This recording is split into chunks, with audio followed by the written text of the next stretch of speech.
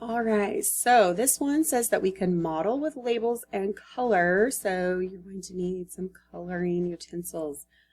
We are talking about atmospheric currents and ocean currents, how they move in cycles. So you should probably use a red and a blue to show how hot and cold are moving around the earth.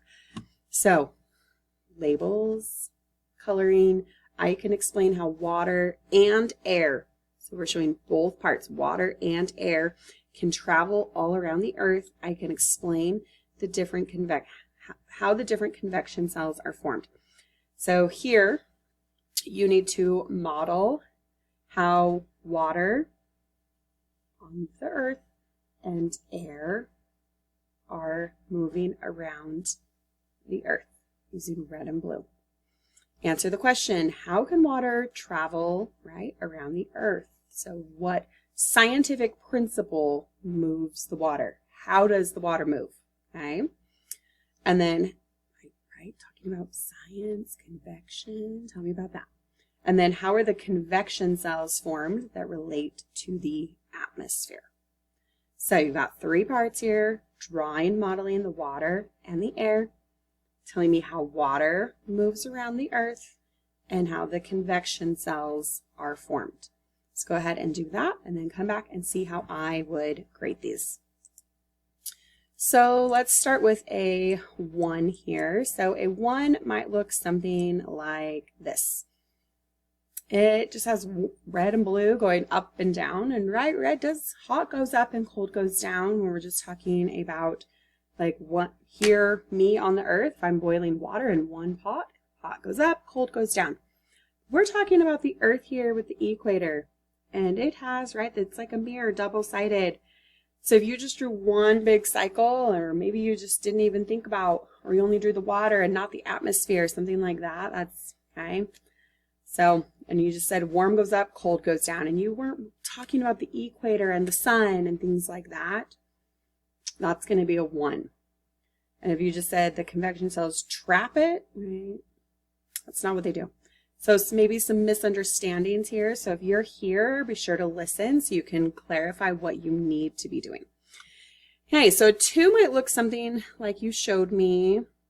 So these are actually backwards. This is showing, this has, well, if I look at the north, it has red going up, but then it also on the south has red going up. So this has all of your red going up. So it's showing these multiple cycles that are happening around the earth, but it's showing them all with the red going up. So it's over here says water moves away from the equator and towards the poles when it's hot. It's true. I feel like they could have done some more explaining, and their model's just not quite correct, and they didn't draw anything about the air. So let's look at this part. Convection cells are formed when the earth receives unequal heating. So that is true. So that part's really good. This is true. Could have added a little more detail. Their north part looks good, but then their south is backwards. These ones, red should go to the poles. It says, hot moves towards the poles, and then the cold should come back to the equator. So let's take a look at a 3 here. So a 3 has water moves away from the equator and toward the poles when it is hot. It moves back toward the equator as it cools down. So it didn't just talk about hot, it also added in that cold detail. So it's saying hot to the poles, cold back to the equator. It's that double cycle on both sides. And let's check out our model. So hot to the poles, cold to the equator, hot to the cold, hot to the cold, hot to the poles, cold to the equator. So our water looks good, hot to the poles, cold to the equator. And then we have, they started the atmosphere, but remember these cells happen at each of the different major latitude lines, because it goes out and it heats and it's losing its energy, and then it drops back down, and it happens at different latitude lines. So there's not just one on each side of the hemisphere. There's going to be different ones in each of those blocks. So convection cells are formed because the earth receives unequal heating. That is true. So this was a good start. They are showing me the hot goes to the poles, the cold comes back to the equator. but there's more than just one on each side. So let's take a look at a 4. So their ocean is the same, right? Hot to the poles, cold to the equator. But you can see here that they are showing on each of these, the hot goes out, the cold comes back in. And then it happened again. The hot goes out, the cold comes in, the hot goes out, the cold comes in, and it happens 6 times. So 3 on the north, 3 on the south. So there's 6 of those happening for that to take place. So let's take a look at their water, or their explanations. Words are hard right now, apparently. Okay, water moves away from the equator and towards the poles when it's hot. It moves back towards the equator as it cools down. These ocean currents help water to travel around the earth. So just kind of to get back to the question, this is right, what makes it water that was here at the equator is not just stuck here, right? You can go all the way up to the pole. It could come back down on that cold current. It could hit this warm current here and come and cycle, right? It can go all over the earth by finding these warm and cold currents and cycling around with them.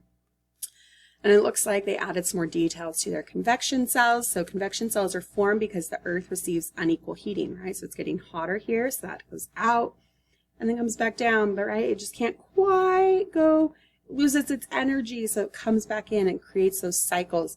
So as the water and air heats up, it moves towards the poles, but as it moves away from the equator, I should say it cools down and then falls back toward the equator. So just right, it cools as it's leaving that warm place and comes back down. That's what's creating those cells, those cycles that we can see there.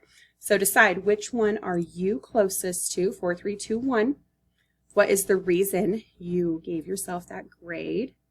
And then what is your goal? Do you need to remember to draw all 6 convection cells? Do you need to remember to give scientific explanations? Do you need to remember to use colors? Do you need to remember that it's like a mirror? Do you need to, right, explain what convection is, that the hot is going towards the poles, cold toward the equator? So what is it that you think you need to work on to do your best? So go ahead and complete that part.